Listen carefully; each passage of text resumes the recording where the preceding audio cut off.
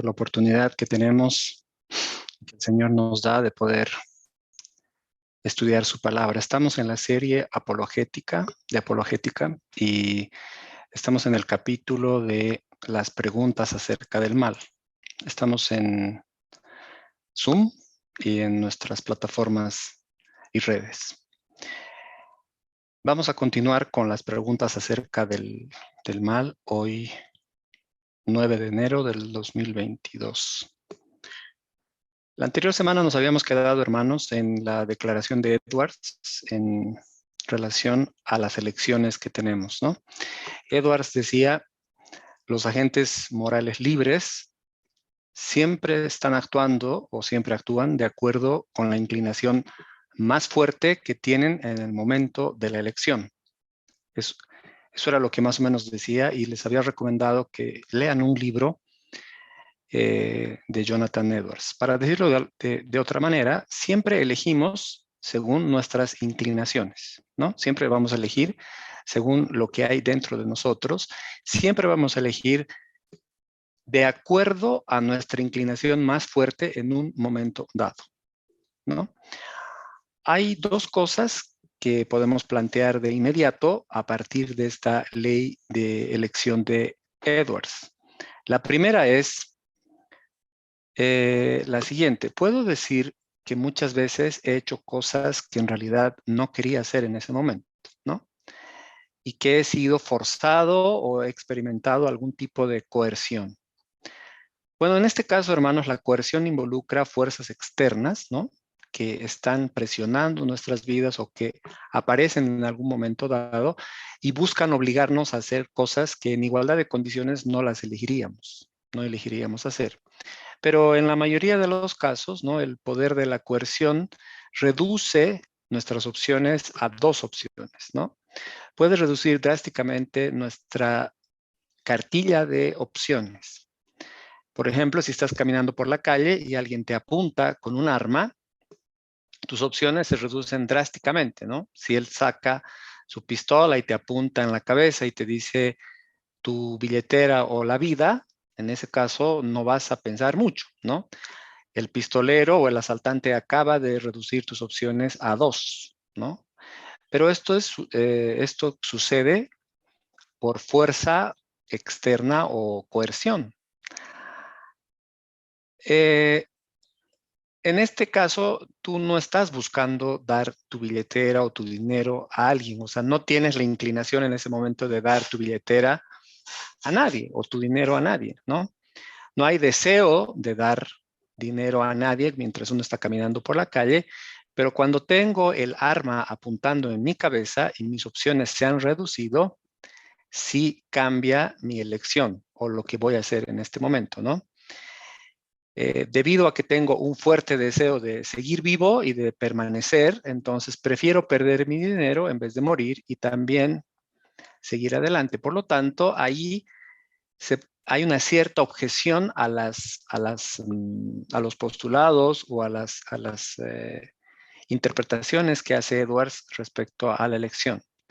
En este momento, el nivel o las ganas de vivir son más fuertes que el nivel de resistir a este hombre, por lo tanto, le voy a entregar mi billetera.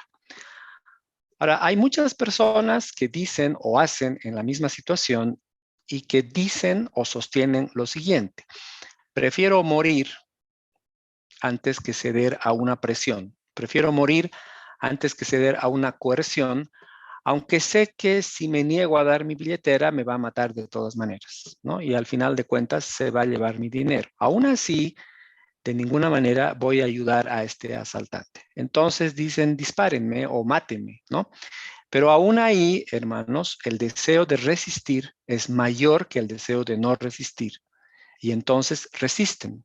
Por lo tanto, igual hay una elección. Por lo que incluso cuando nuestras opciones se han reducido drásticamente y las fuerzas externas coercitivas cambian nuestros niveles de deseo, igual terminamos eligiendo, ¿no? En situaciones donde nosotros hacemos elecciones, es raro que nosotros vayamos a elegir solo entre dos opciones o entre una opción buena y una elección mala. Una de las elecciones morales más difíciles que tiene un cristiano en su vida es tener dos oportunidades, pero no estar seguro con cuál de ellas va a servir mejor a Cristo, ¿no? Repito, es tener en algún momento dos oportunidades y tener el dilema de con cuál elección un cristiano va a servir mejor a Cristo. Y es que esto es una elección difícil, ¿no? Porque nosotros sabemos que nuestros niveles de deseo cambian constantemente, fluctúan constantemente dependiendo de la situación y del tiempo.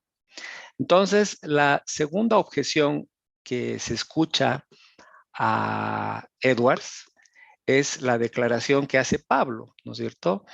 Pablo en el Nuevo Testamento, cuando dice, lo bueno que quiero no lo hago y lo que no quiero es lo que hago, ¿no? Pablo dice, lo bueno que quiero no lo hago y lo que no quiero es lo que finalmente termino haciendo.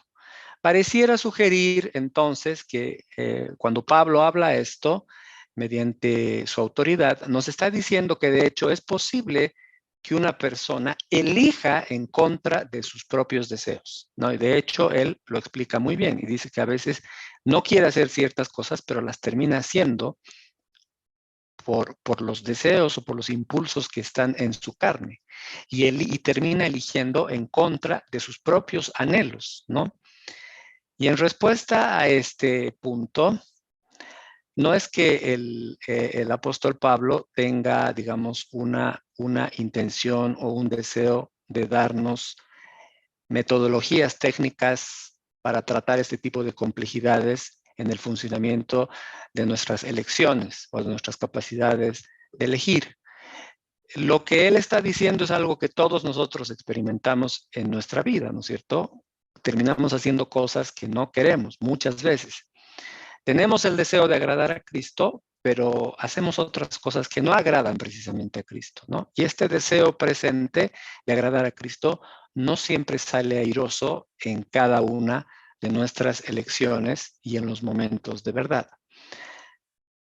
Entonces, este es un punto importante que tenemos que analizar como cristianos, ¿no? Porque a todos los cristianos nos gustaría liberarnos del pecado. O sea, nadie respondería que no quiere liberarse del pecado. Por supuesto que todos cristianos quisiéramos ser libres del pecado, sin embargo, caemos muchas veces, ¿no? Somos tentados en algún momento de nuestra vida y terminamos pecando y nos arrepentimos y volvemos a pararnos, ¿no? No estamos en una vida libre de pecado, ¿no? Entonces, cuando obramos, cuando actuamos según nuestros deseos, estamos actuando en libertad, sí. Ahora bien, en nuestro análisis de este tema de las elecciones, Calvino, por ejemplo, vamos a ver el pensamiento de Calvino, al examinar este asunto de elecciones y este asunto de libre albedrío, dice lo siguiente: si queremos decir por libre albedrío que el hombre caído tiene la capacidad de elegir lo que quiere, entonces, por supuesto, el hombre caído tiene libre albedrío, ¿no? Si queremos decir que por libre albedrío se entiende que es la capacidad de elegir cualquier cosa, sí podríamos decir que el hombre caído tiene libre albedrío. Pero si queremos decir con este término que el hombre en su estado caído tiene el poder moral, la capacidad moral de elegir lo correcto, entonces Calvino dice, el libre albedrío es un término demasiado grande, le queda grande como para aplicarlo al hombre caído, por no decir que no tiene libre albedrío, ¿no? Cuando ya estamos hablando, hermanos, de elecciones con capacidades morales subyacentes, con poderes morales subyacentes, decimos que por la naturaleza caída, el hombre caído no tiene libre albedrío, porque no tiene la capacidad de elegir con rectitud. Es más, la naturaleza caída del hombre es de elegir siempre el mal, siempre pecar, siempre en contra de Dios, ¿no? Entonces, con esa opinión o con ese concepto, nosotros los cristianos estamos de acuerdo porque además la Biblia lo dice de esa manera, ¿no es cierto? Cuando leemos Romanos capítulo 2, capítulo 3, nos damos cuenta de la naturaleza pecaminosa del hombre y de las tendencias que tiene y de lo que hay en el corazón del hombre. Entonces, hemos visto el punto de vista de Edwards, hemos visto el punto de vista de Calvino y ahora vamos a ver el punto de vista de Sproul acerca del libre albedrío y el pensamiento que tiene el hermano Sproul acerca de el libre albedrío. Cada elección que hacemos es libre, ¿no? Cada elección que hacemos está determinada por algunas intenciones en algún momento del tiempo. Y cada elección que hacemos que es libre, la hacemos por alguna razón, ¿no? Eh, acá estamos tomando en cuenta dos términos, el término de determinación o determinar algo y el término de libre o de libertad como categorías mutuamente excluyentes. Decimos, hermanos, que si algo está determinado por otra cosa, quiere decir que esto ha sido causado por otra cosa, pareciendo indicar o dando a entender que no puede ser libre porque ha sido causado por otra cosa, ¿no? Estoy tratando de elaborar el pensamiento de Sproul, ¿ya? En este caso. Lo que estoy hablando en este momento no es determinismo, ¿no? Porque el determinismo significa que las cosas me pasan o te pasan estrictamente en virtud de fuerzas externas, ¿no? Pero además de las fuerzas externas, que son sin duda factores determinantes que nos pasan a nosotros todo el tiempo, también, hermanos, existen fuerzas internas que determinan acciones y que son factores determinantes. Lo que estoy tratando de decir todo este tiempo, a partir del razonamiento de Edwards, a partir del razonamiento de Calvino, es que si mis elecciones fluyen en mi disposición, en mis ganas, en mis deseos, en mis inclinaciones, y si mis propias acciones son un efecto que tienen causas y razones detrás de ellas, entonces mi deseo personal determina mi elección personal, ¿no? Mi deseo personal va a determinar mi elección personal. Ahora bien, si mis deseos determinan mi elección, ¿cómo puedo ser libre? Esa es una buena pregunta. Si mis deseos determinan mi elección, ¿cómo puedo ser libre? Dijimos antes que en cada opción que tenemos para elegir, nuestra elección es libre y determinada. Pero quien determina eso, ¿quién es? Soy yo mismo, ¿no es cierto? Entonces esto se llama autodeterminación, ¿correcto? Autodeterminación. Autodeterminación que no es la negación de la libertad, sino que es donde radica la libertad, ¿no? Es la esencia misma de la libertad, es la autodeterminación. Entonces, seguimos con este razonamiento y decimos que para que yo pueda determinar mis propias elecciones, para que yo pueda determinar mis propias elecciones, tengo que tener libre albedrío. Para que yo pueda autodeterminarme, para que mi yo pueda determinar sus propias acciones, tengo que tener libre albedrío. De manera simple, estoy tratando de plantear que no solo podemos elegir de acuerdo con nuestros propios deseos, sino que de hecho siempre elegimos según nuestros deseos. No es como una posibilidad, no es como una posibilidad o como un potencial, sino que se da de esa manera. Siempre elegimos según nuestros deseos, ¿no? Por eso es que muchas veces amando a Cristo como cristianos, terminamos pecando. Porque en un momento dado, en un momento del tiempo dado, nuestros deseos por pecar han sido mayores que nuestros deseos por agradar a Cristo. Y por eso pecamos. No es que no amemos a Cristo, ¿no? No es que hayamos dejado de ser cristianos, sino que en un momento dado, nuestros deseos de pecar eran mayores que los deseos de agradar a Cristo, porque en nuestra carne tenemos ese potencial. Y si llevamos esto a un grado superlativo, decimos que debemos elegir siempre según la inclinación más fuerte, ¿no? Y eso es lo que decimos. ¿Por qué pecamos? Porque nuestra inclinación es más fuerte en este momento que nuestro deseo de agradar a Cristo.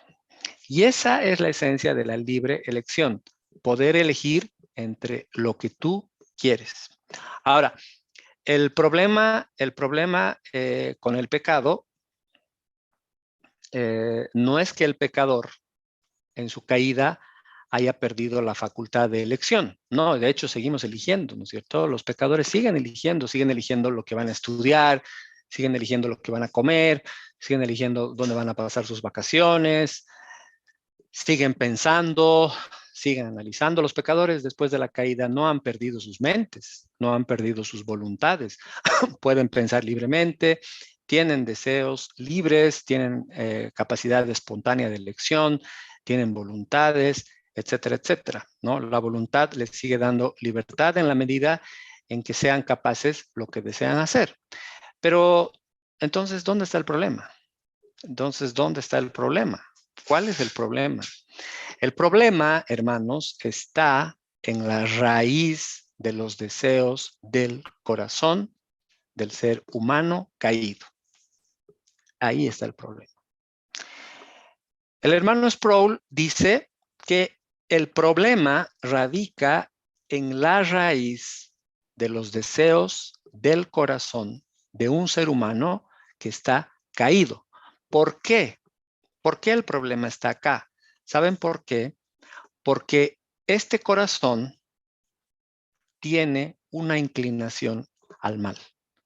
Por lo tanto, todos los deseos, todas las voluntades, todas las ganas que surgen de un corazón caído, de un corazón que está en depravación total, siempre van a ser inclinados a un deseo por el pecado. Y por eso peca, por eso termina pecando. Ese es el problema. Los pecadores pecan porque ellos quieren pecar, porque en su corazón hay una inclinación a pecar. Por lo tanto, pecan libremente, no están obligados a pecar, ¿no? Pecan libremente porque su naturaleza les hace actuar de esa manera. En su voluntad intrínseca está el deseo de pecar. Los pecadores rechazan a Cristo. ¿Por qué? ¿Por qué sucede eso? Porque ellos quieren rechazar a Cristo. Ellos rechazan a Cristo porque quieren rechazar a Cristo. La voluntad de los pecadores es rechazar a Cristo. Por lo tanto, lo rechazan libremente, con todas las ganas del mundo de rechazarlos, ¿no? Y es que en sus corazones radica esas inclinaciones y esas tendencias. Y antes de que una persona pueda responder positivamente a las cosas de Dios o a las cosas de Cristo o a los deseos de elegir a Cristo y elegir la vida y elegir la santidad, etcétera, etcétera, deben tener un deseo por hacer eso. Es decir, antes de elegir a Dios, debes tener un deseo de elegir a Dios. Antes de elegir a Cristo, debes tener en tu corazón un deseo de elegir a Cristo. Pero esto no sucede en el corazón de un hombre caído. No hay nadie, como dice en Romanos, no hay quien busque a Dios. No hay quien haga lo bueno, ni aún uno. Ahí está el problema, ¿no? No hay quien busque a Dios, ni siquiera uno. Entonces, las voluntades de ese corazón son siempre inclinadas al mal, siempre al pecado. Ahora, la pregunta es, en este caso, y llegados a este punto, ¿conserva el hombre caído algún deseo en su corazón por Dios y por las cosas de Dios? ¿Hay algún deseo en el hombre caído por las cosas de Dios, por Dios, por entender a Dios, por acercarse a Dios? ¿Hay algún deseo por ahí en el hombre caído? Para responder esta pregunta tenemos que estudiar la Biblia y tenemos que entender lo que dice la Biblia acerca del carácter y acerca de la forma del corazón del hombre, ¿no? Y tenemos que entender cuál ha sido el carácter de la caída del hombre respecto a las cosas de Dios, ¿no? Y es un tema fascinante Yo sé que hay complicaciones con la palabra que he utilizado, pero sé que ustedes me están entendiendo lo que quiero decir. Pero antes de llegar a este tema que es realmente muy importante de que nosotros lo estudiemos y tengamos capacidad de análisis, vamos a concluir hablando de otra distinción que Jonathan Edwards en su libro hace. Él hace una distinción entre la habilidad moral y la habilidad natural, ¿no? Él, en el libro que les he recomendado que leamos, hace una distinción entre la habilidad moral y la habilidad natural. Cuando habla de habilidad natural, tiene que ver con habilidades que tenemos por naturaleza. Por ejemplo, como ser humano, tengo la habilidad natural de pensar, o tengo la habilidad natural de dormir, o tengo la habilidad natural de comer, etcétera. La habilidad de hablar, la habilidad de comunicarme, la habilidad de caminar, ¿no? Yo puedo caminar erguido, etcétera, etcétera. No tengo la capacidad natural de volar, por ejemplo, ¿no? Nosotros, los humanos, no tenemos la capacidad natural de volar, digamos, sin ayuda de algún avión o sin ayuda de alguna cosa que me haga volar, ¿no? Tampoco tenemos la habilidad o la capacidad natural de estar mucho tiempo debajo del agua, ¿no? Porque nos asfixiamos, nos ahogamos. Los peces, por ejemplo, sí tienen la capacidad de vivir bajo el agua por muchos periodos de tiempo o largos periodos de tiempo sin tener que salir a la superficie como nosotros a respirar, ¿no?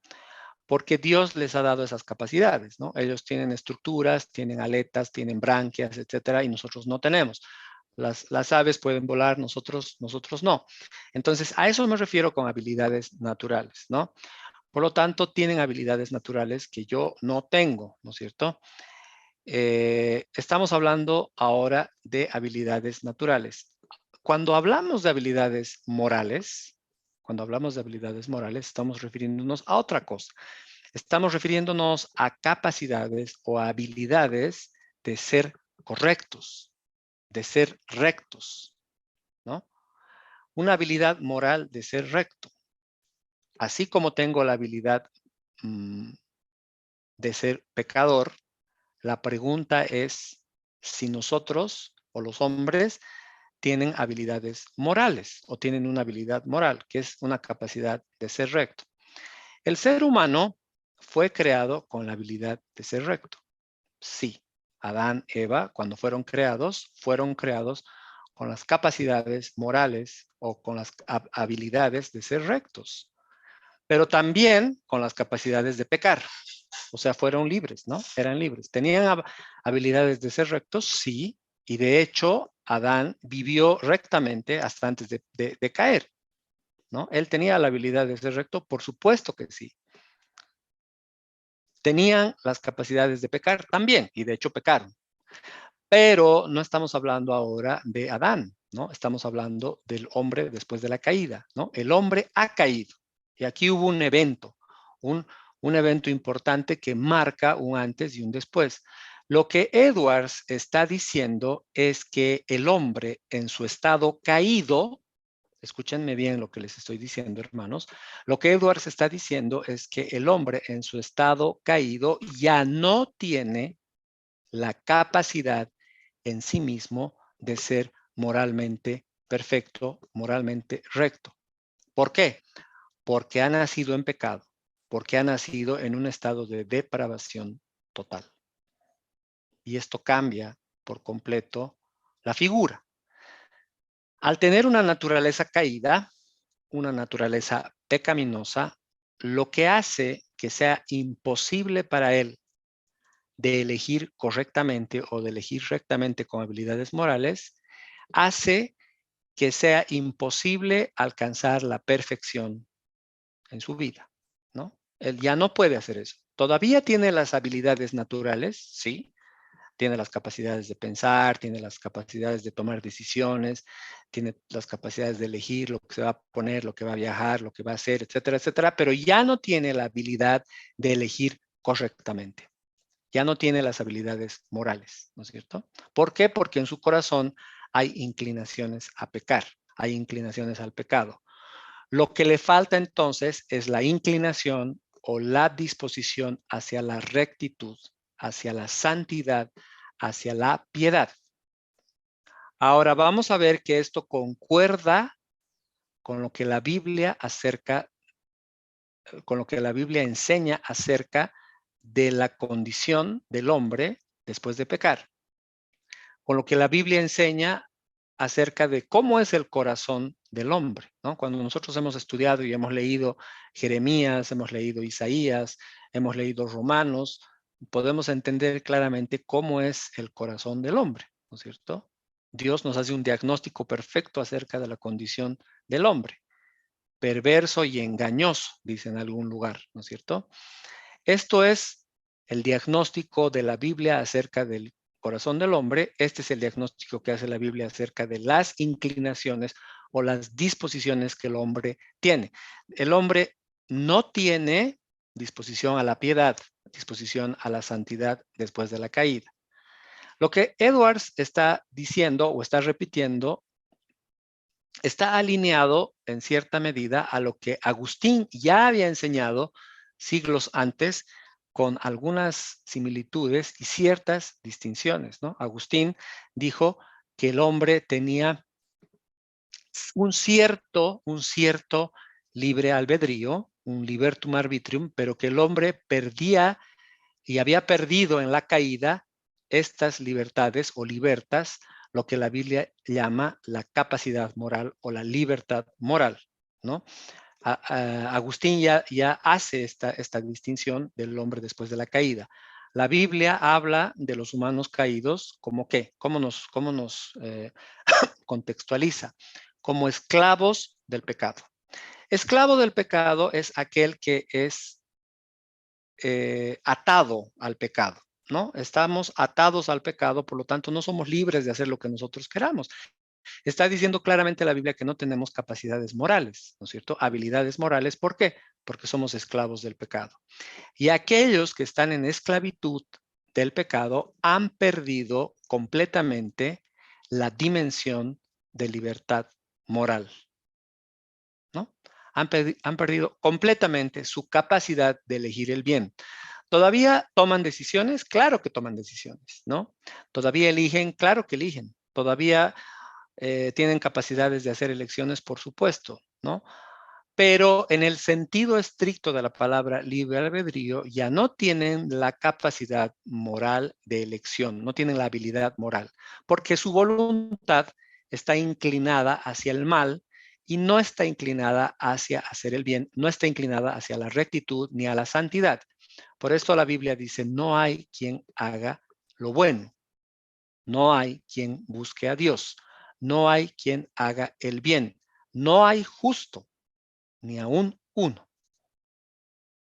Por todo esto que acabamos de explicar, es que la Biblia nos dice que no hay justo ni aún uno, ¿no? Y cuando nosotros leímos por primera vez esto,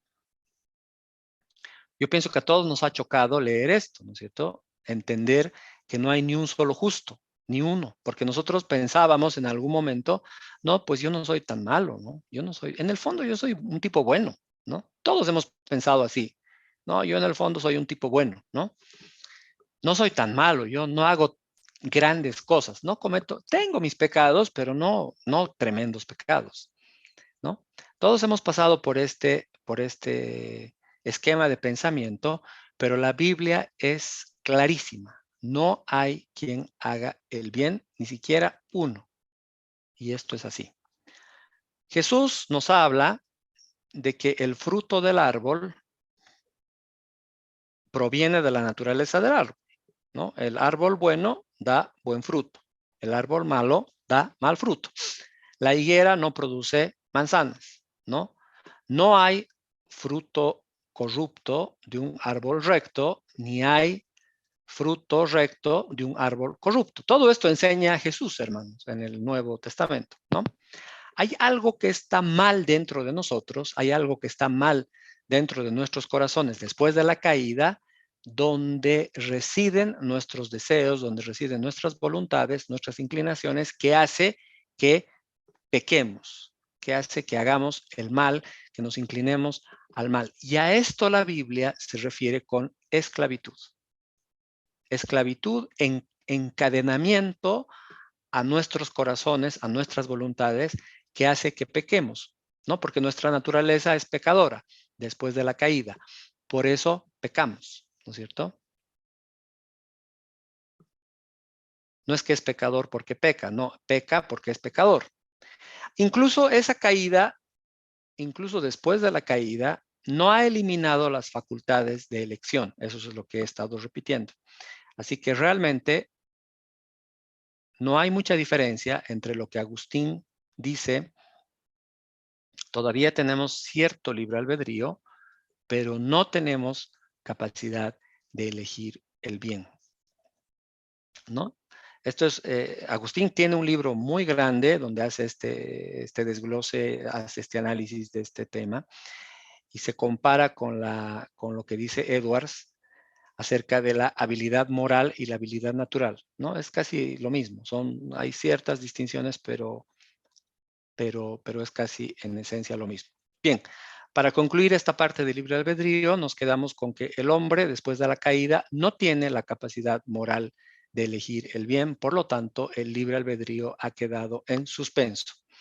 Ahora, volviendo a las preguntas del mal, ¿por qué nosotros nos preguntamos, ¿por qué no se puede parar el mal?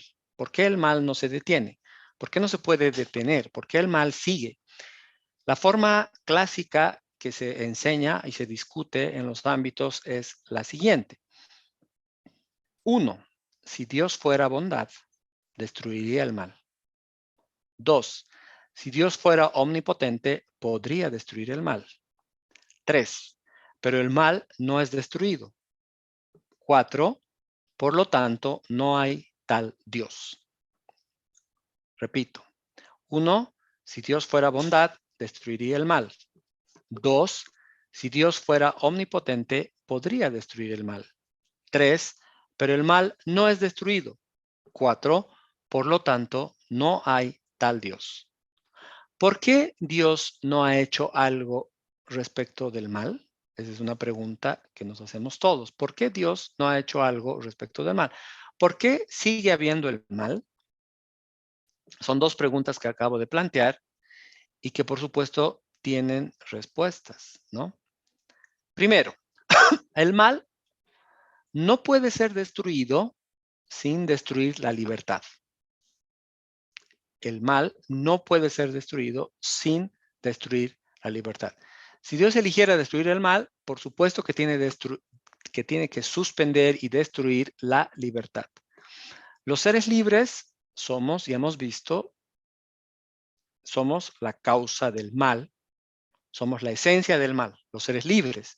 Y la libertad que nos ha sido dada nos permite hacer eso, ¿no? Nosotros podemos elegir amar o podemos elegir hacer el mal. El amor, por lo tanto, es un bien supremo que Dios ha dado a las criaturas libres, ¿no? Pero no todas las criaturas eligen amar. Hay muchas criaturas que eligen no amar, eligen odiar o hacer el daño. Fíjense lo que dice Jesús, hermanos, en Mateo 22, del 36 al 39. Le preguntan, maestro, ¿cuál es el gran mandamiento de la ley? Jesús le dijo, amarás al Señor tu Dios con todo tu corazón y con toda tu alma y con toda tu mente. Este es el primero y grande mandamiento. Y el segundo es semejante. Amarás a tu prójimo como a ti mismo, ¿no? Ahora, hermanos, este amor del que está hablando el Señor es imposible sin libertad, ¿no? Si se destruye la libertad, se puede destruir el mal, pero también se privaría el bien supremo a las criaturas libres de tener esta libertad, ¿no? Vamos a ver un poco más adelante esto con más detalle. ¿Cómo podemos, en lugar de derrotar o eliminar el mal, superar el mal, que es otra cosa distinta? El argumento que se hace contra Dios a partir del mal plantea otras cosas. Que el mal no sea destruido ahora no significa que no va a ser destruido más adelante. Vamos a hacer otro esquema de razonamientos. 1. Si Dios fuera todo bondad, derrotaría el mal. 2, si Dios fuera omnipotente, podría derrotar el mal. 3, el mal no ha sido derrotado todavía. 4, por lo tanto, Dios puede y en algún día derrotará el mal, ¿no? Ese es un esquema parecido al anterior, pero tiene sus cambios, ¿no? Voy a repetir. 1, si Dios fuera todo bondad, derrotaría el mal. 2, si Dios fuera omnipotente, podría derrotar el mal. 3, el mal no ha sido derrotado todavía. 4, por lo tanto, Dios puede y algún día derrotará el mal. Dios no ha terminado respecto al mal y aún queda un capítulo por ver. O sea, todavía no hemos visto la película completa, hermanos, ¿no? Todavía no hemos visto eso. Nosotros seguimos viendo el mal, campando, seguimos viendo ahí a los hombres haciendo lo que les da la gana, pero Dios todavía no ha terminado con el mal. Ahora bien, ¿cuál es el propósito del mal? ¿Por qué pasan cosas malas? ¿Por qué hay sufrimiento? ¿Por qué hay dolor? ¿Por qué se murió tal persona? ¿Por qué pasa esto? ¿Por qué pasa el otro? Bien, los argumentos a partir de estas preguntas de los incrédulos son los siguientes. 1, no hay buen propósito en el sufrimiento. 2, un Dios bondadoso debe tener un buen propósito para todo. 3, así que no puede haber un Dios completamente bondadoso. Voy a repetir una vez más. 1, no hay un buen propósito en el sufrimiento. 2, un Dios bondadoso debe tener un buen propósito para todo. 3, así que no puede haber un Dios completamente bondadoso. Veamos este tema de dos formas. Primero, debemos entender, hermanos, que hay una diferencia entre lo que sabemos acerca del propósito del mal y el propósito que Dios tiene con el mal. Hay una diferencia importante entre las dos cosas. Puede que Dios tenga una buena razón para permitir el mal en nuestras vidas, y de hecho la tiene, ¿no? Dios tiene una buena razón para permitir el mal en las vidas de todos nosotros. No podemos asumir que hay un buen propósito solo porque nosotros lo sepamos. Dios a veces, hermanos, usa para advertirnos de ciertas cosas. Dios a veces usa el mal en nuestras vidas para advertirnos de males mayores que pudieran venir. Y para sustentar lo que acabo de decir, la Biblia nos ha dado varios ejemplos, ¿no? Nos ha dado ejemplos con José, nos ha dado ejemplos con Job, con Sansón, etcétera, etcétera. Cada uno de ellos ha pasado por periodos de intenso sufrimiento, de intenso dolor, más como ellos han pasado este tipo de situaciones, hemos visto, leyendo las historias en la Biblia, que Dios ha utilizado esto para beneficios mayores, ¿no? ¿Cómo habría sobrevivido la nación de Israel a la hambruna de la época? ¿Cómo habrían podido refugiarse José y sus hermanos si José antes no hubiera sido vendido por sus hermanos como esclavo, ¿no? Porque a partir de que José va a Egipto es que pueden salvar esta situación, ¿no? Pero José tuvo que pasar periodos muy complejos, ¿no? La parte de haber sido vendido como esclavo, después tuvo que ser encarcelado injustamente, etcétera, etcétera. Y recién después lo nombran gobernador y puede sustentar a su pueblo. Ahora, ¿habría podido Job crecer espiritualmente si no hubiera sufrido antes? Fíjense lo que dice Job 23:10. Mas él conoce mi camino, me probará y saldré como oro. ¿Qué clase de líder hubiera sido Pablo, por ejemplo, si no hubiera sufrido tal humillación después de semejante revelación que recibe de Jesús? Segunda carta de Corintios 12, del 7 al 9, dice lo siguiente. Y para que la grandeza de las revelaciones no me exaltase desmedidamente, me fue dado un aguijón en mi carne, un mensajero de Satanás que me abofetee para que no me enaltezca sobremanera. Respecto a lo cual 3 veces he rogado al Señor que lo quite de mí. Y me ha dicho, Bástate mi gracia, porque mi poder se perfecciona en la debilidad. Por tanto, de buena gana me gloriaré más bien en mis debilidades, para que repose sobre mí el poder de Cristo.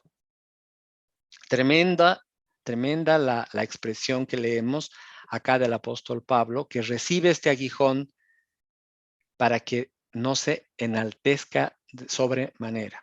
Vemos un ejemplo más en Génesis 50:20.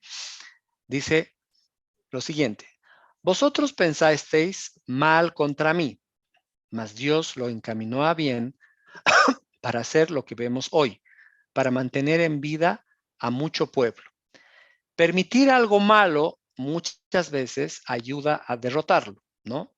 Vemos acá que Dios permite, y no solo que permite, hace que las personas pasen cosas malas para lograr bienes mayores, ¿no? C.S. Lewis dice, entre comillas, Dios nos susurra en nuestros placeres, habla a nuestra conciencia, pero grita en nuestros dolores. Entonces, el dolor es su megáfono para despertar a un mundo sordo. Cierro comillas, ¿no? Esto dice Lewis. En cierto sentido, podríamos concluir, hermanos, que necesitamos el dolor para que no nos venza el mal que elegiríamos si no sintiéramos dolor. ¿Por qué permitió Dios que su propio Hijo sufriera esta cruel y violenta muerte en la cruz como si fuera un delincuente, cuando nada malo hizo y por naturaleza santa que tenía, no tenía necesidad de morir? Es otra gran pregunta que todos nos hacemos, ¿no? ¿Por qué Dios permitió la muerte de Cristo en la cruz? ¿Por qué permitió eso? Esta aparente injusticia, digo aparente porque no es una injusticia, Dios nunca hace algo que es injusto, es muy compleja de explicar, a no ser que con la muerte de Cristo se cumpliera un bien mayor, lo cual oscurezca lo malo del hecho. Ahora, tenemos que analizar, y una vez más, estas respuestas las encontramos en la Biblia, ¿no? Porque no podemos ir a buscar en otro libro que no sea la Biblia. La propia explicación que Jesús da es la siguiente: Él vino para dar su vida en rescate por muchos. O sea, Él dice que va a dar su vida en rescate por muchos. Marcos 10:45 nos dice, porque el Hijo del Hombre no vino para ser servido, sino para servir y para dar su vida en rescate por muchos. Juan 15:13. Nadie tiene mayor amor que este, que uno ponga su vida por sus amigos. Otra respuesta que nos da la Biblia. Hebreos 12:2 nos muestra claramente cuál es el propósito de Jesús muriendo en la cruz. Puestos los ojos en Jesús, el autor y consumador de la fe, el cual, por el gozo puesto delante de él, sufrió la cruz, menospreciando el oprobio, y se sentó a la diestra del trono de Dios. Más ejemplos. Isaías 53, del 5 al 6. Mas él herido fue por nuestras rebeliones, molido por nuestros pecados. El castigo de nuestra paz fue sobre él, y por su llaga fuimos nosotros curados. Todos nosotros nos descarriamos como ovejas, cada cual se apartó por su camino, mas Jehová cargó en él el pecado de todos nosotros. Entonces estamos viendo, hermanos, el supremo propósito y el mayor bien derivados de la muerte de Cristo en la cruz, quien fue y es nuestro sustituto por el castigo de nuestros pecados. Y esto es más importante que el mal inherente al proceso mismo. Entonces ya tenemos la respuesta de por qué Cristo sufrió tanto en la cruz. Ahora, otra pregunta que nos hacemos es, ¿tiene que haber tanto mal? O sea, está bien que haya mal, pero tanto, a este nivel, ¿está bien que haya tanto mal? Podría haber cierto mal, pero tanto así. Entonces, la magnitud del mal en el planeta plantea un problema. Ciertamente, no tiene que haber tanto mal para cumplir los propósitos de Dios, ¿no? Veamos algunos planteamientos que se hacen. Uno, El bien supremo es salvar a todos los hombres. 2. Una persona en el infierno sería menos que el bien supremo. 3. Por lo tanto, Dios no puede enviar a alguien al infierno. A ver, voy a repetir. 1. El bien supremo es salvar a todos los hombres. 2. Una persona en el infierno sería menos que el bien supremo. 3. Por tanto, Dios no puede enviar a alguien al infierno. Para responder esta objeción, volvamos al tema de la libre elección o libre albedrío. Es cierto que Dios desea que todos los hombres sean salvos, claro que sí. Dios quiere que todos los hombres sean salvos. Segunda carta de Pedro 3:9, ¿qué es lo que dice? El Señor no retarda su promesa, según algunos la tienen por tardanza, sino que es paciente para con todos, no queriendo que ninguno perezca, sino que todos procedan al arrepentimiento. Claro que el Señor quiere que todos se arrepientan, por supuesto. Pero esto significa que estas personas deben creerle y amarle. Pero Dios no obliga a nadie a amarle, ¿no? Porque el amor obligado sería una contradicción. El amor debe ser espontáneo y debe ser una elección libre, de modo que algunos hombres optan por no amar a Dios, aunque Él sí lo desee.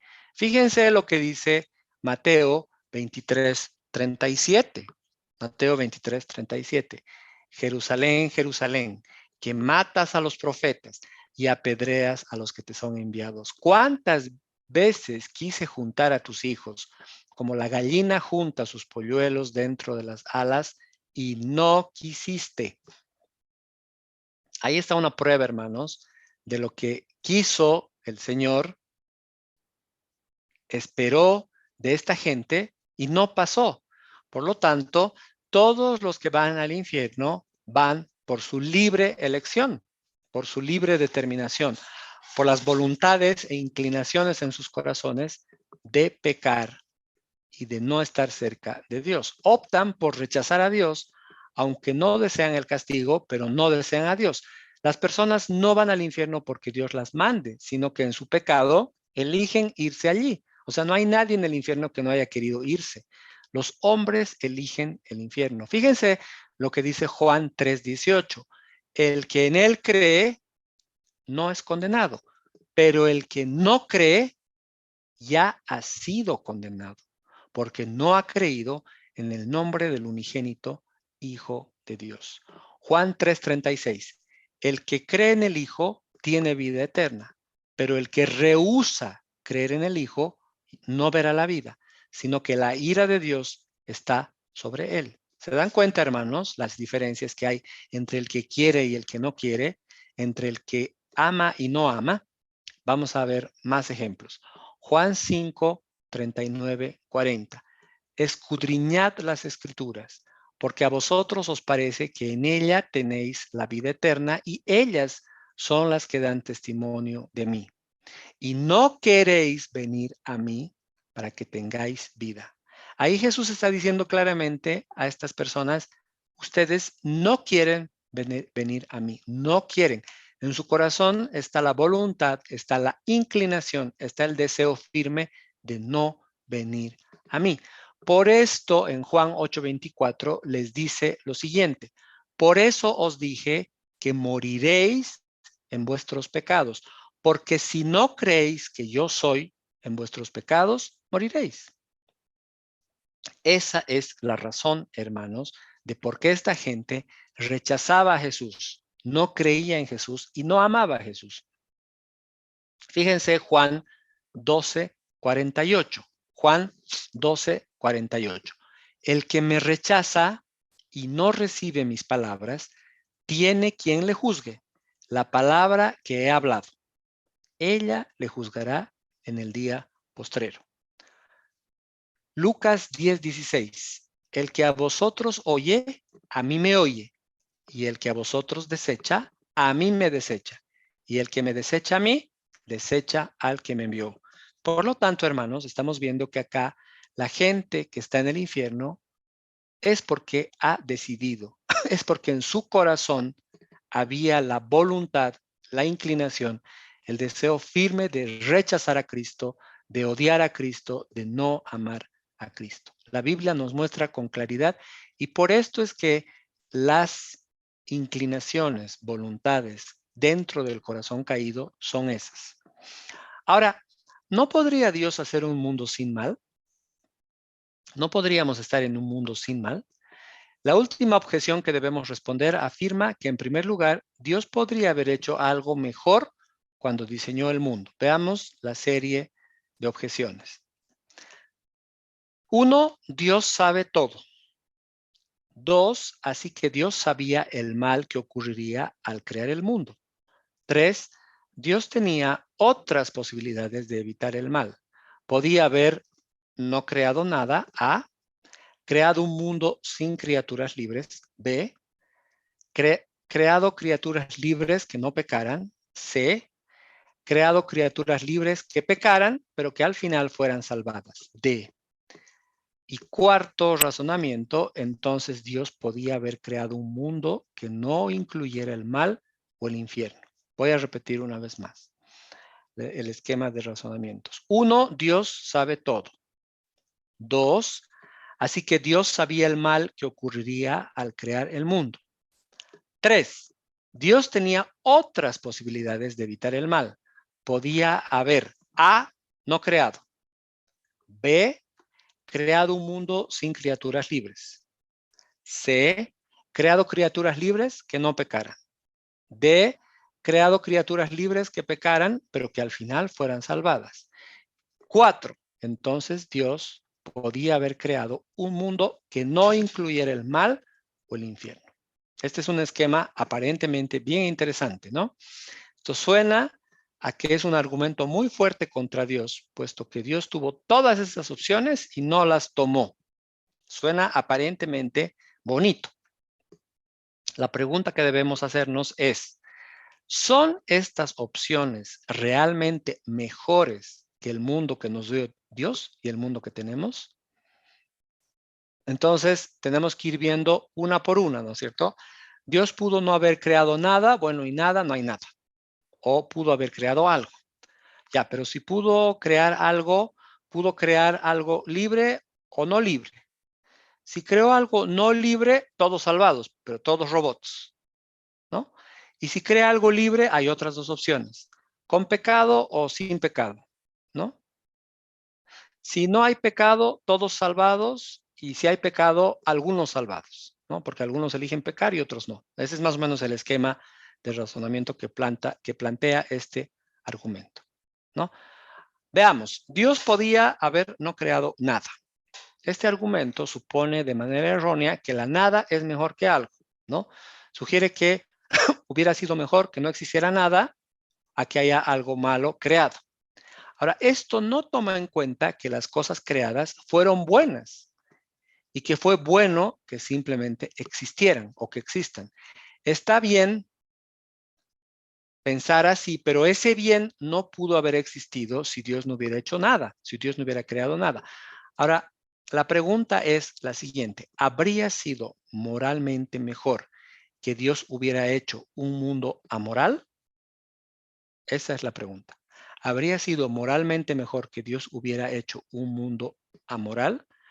Lo que carece de moral atribuible no puede ser, hermanos, mejor ni peor. Por lo tanto, este razonamiento se cae. Dios podía haber creado un mundo sin criaturas libres. Claro, a ver, ¿qué dice este argumento? Dios pudo poblar la tierra con animales y robots. Claro, porque si no son criaturas libres, son robots. Dios pudo poblar la tierra con animales y robots que solo hicieran la voluntad de Dios. Esta opción cae en el mismo problema que el anterior argumento. Es una opción amoral, ¿no? ¿Por qué es una opción amoral? Porque no hay libertad, pues, ¿no? Son robots. Un mundo amoral no puede ser moralmente bueno. Por lo tanto, no podemos comparar lo no bueno moralmente neutro, ¿no?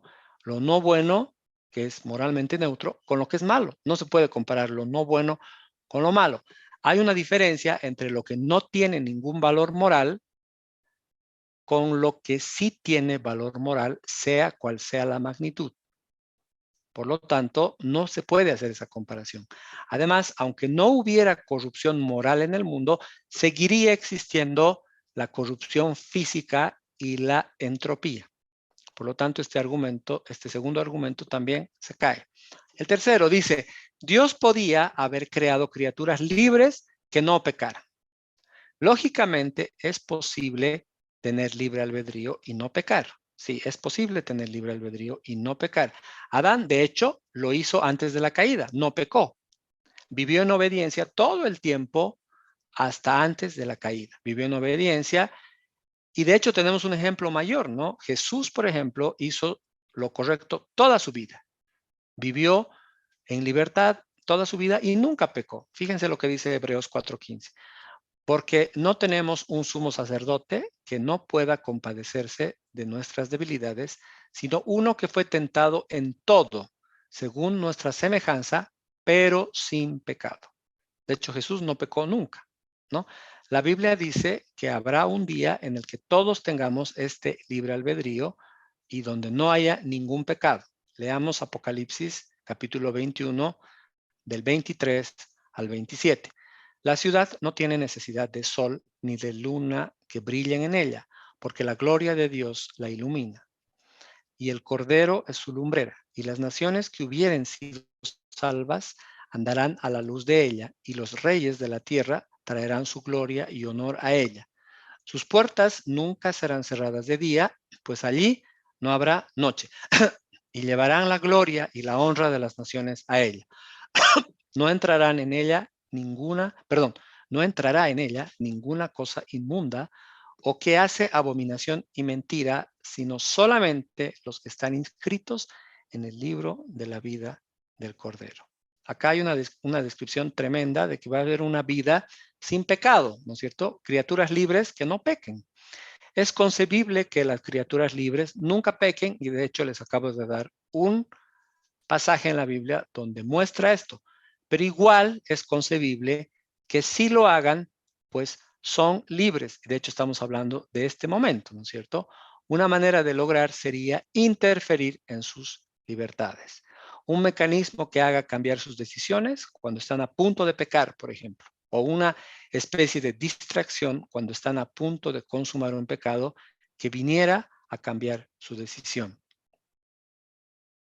Otra alternativa pudo haber sido la siguiente, haber creado criaturas programadas para que solo hiciesen buenas, pero caemos en el problema anterior, que estamos interfiriendo en sus libertades. Pero ¿son libres realmente todas estas criaturas? Pareciera que no. Un mundo así no parece muy factible y muy moral. Un mundo de libertad sin mal sería en realidad inferior moralmente al mundo actual que tenemos. ¿Por qué? Porque las libertades hemos visto que están siendo intervenidas, ¿no es cierto? Están siendo coartadas. Por lo tanto, sería un mundo moralmente inferior al que tenemos hoy en este momento, ¿no? Las virtudes supremas y los más grandes placeres son imposibles y no tienen una oposición como precondición. Por lo tanto, ese razonamiento también se cae. Dios podía haber creado criaturas libres que pecaran, pero que al final fueran salvadas. Ese es otro argumento, ¿no? Esta opción comete el mismo error que la anterior, precisamente porque supone que Dios puede manipular la libertad humana para elegir el bien, ¿no? El infierno es real para algunos, es real para los que eligen estar lejos de Dios, para los que eligen no seguir a Dios, para los que eligen no obedecer a Dios, para los que no aman a Dios.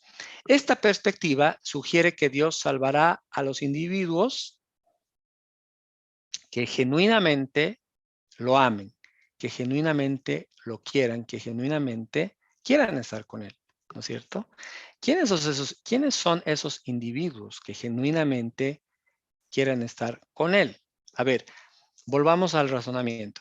Hemos hablado de que después de la caída todos están inclinados a hacer el mal. Entonces, ¿cómo Dios puede salvar a individuos que elijan seguirlo o elijan amarlo? La respuesta está en la Biblia. Todos aquellos que hayan nacido de nuevo, todos aquellos que hayan sido regenerados, tienen esa capacidad de amarlo, de seguirlo, de obedecerlo. Entonces, esa es la respuesta, ¿no es cierto? ¿Quiénes son salvos? Los que aman a Dios como consecuencia de que han sido regenerados, como consecuencia de que han nacido de nuevo. Solamente es necesario que nosotros vayamos al capítulo 3 de Juan y entender bien la charla de Jesús con Nicodemo. Por lo tanto, Dios no va a salvar a todos los hombres a cualquier costo, ¿no? Porque Dios no puede obligar a la gente a que le ame. Dios va a salvar a los que amen y sigan sus mandatos, sus mandamientos y a Él. Entonces, ¿por qué Dios elige este mundo? ¿No?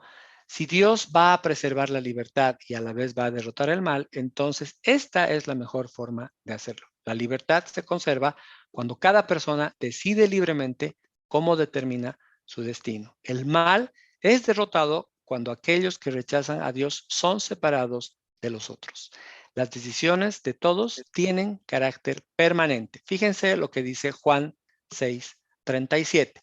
Todo lo que el Padre me da, vendrá a mí.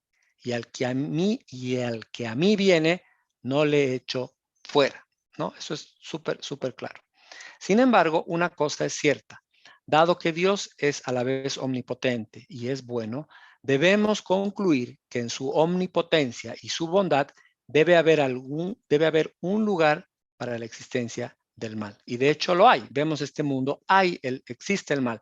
Sabemos que Dios mismo nunca actúa sobre lo que es malo. Sin embargo, Él también ordena todo lo que sucede, ¿no? Porque Él es soberano. Él ordena todo lo que sucede. Aunque Él no es autor del mal, no es el autor del mal, sí permite y ejecuta que el mal actúe, ¿no es cierto? O sea, sí existe el mal. De hecho, vemos que el mal se mueve en nuestro mundo, ¿no es cierto? Por tanto, sí existe, ¿no? Y si Dios es soberano, por lo tanto, debe haber sido capaz de controlar su existencia. Y de hecho la controla, ¿no? Él permite que el mal opere, que el mal entre, que el mal actúe en este universo porque Él es soberano, ¿no es cierto? Sus decisiones soberanas son perfectas. Por lo tanto, la existencia del mal es parte de una buena decisión que Él ha tomado, ¿no es cierto? De nuevo, nunca debemos decir que el mal es bueno o que el bien es malo. Es lo mismo que decir es bueno que haya maldad porque vio Dios que era bueno, ¿no? Entonces, este tipo de razonamientos pueden ser respondidos solamente con la palabra. Solamente en la Biblia vamos a entender y vamos a encontrar respuestas de por qué el mal existe y por qué Dios ha permitido la entrada del mal en este mundo. Sí tenemos la certeza de que el mal existe, digamos, el sufrimiento existe. También sabemos que Dios es soberano sobre el mal y es soberano sobre el sufrimiento. Por lo tanto, nunca va a permitir que el mal tenga la última palabra, porque Dios lo controla, ¿no es cierto? El mal siempre va a ser controlado por Dios y va a estar al servicio de Dios mismo. Ahora bien, si Dios es bondad, Dios es amor, en su bondad y en su soberanía va a definir la conquista final sobre el mal. Y de hecho está definida, y de hecho está escrita en la palabra. En esta redención, en esta conquista, es que nosotros encontramos nuestra paz, encontramos nuestro descanso, encontramos nuestra satisfacción y nuestra alegría al saber que Dios está en control del mal, Dios está en control de los sufrimientos, mientras vivamos en un mundo caído. Cuando nosotros hayamos pasado esta etapa, este tiempo, y nosotros hayamos sido glorificados, vamos a estar libres finalmente de este mal. Gracias, hermanos. Sean bendecidos.